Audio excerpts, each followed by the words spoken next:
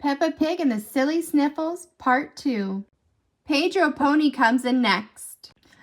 Chew! Sniff, sniff, cough, cough. Pedro has the sniffles. Poor Pedro. Peppa and Susie don't have anything in their shop for him. Susie, says Peppa, let's play a new game. We can help Pedro feel better.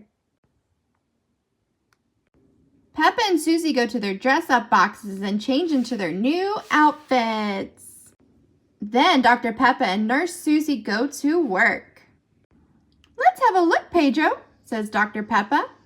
Peppa examines the patient. Oh, this is serious, she says. What should we do? Asks Nurse Susie. Peppa has an idea. She knows just what to do to make Pedro better. How's that, Pedro? Asked Susie. Cough, cough.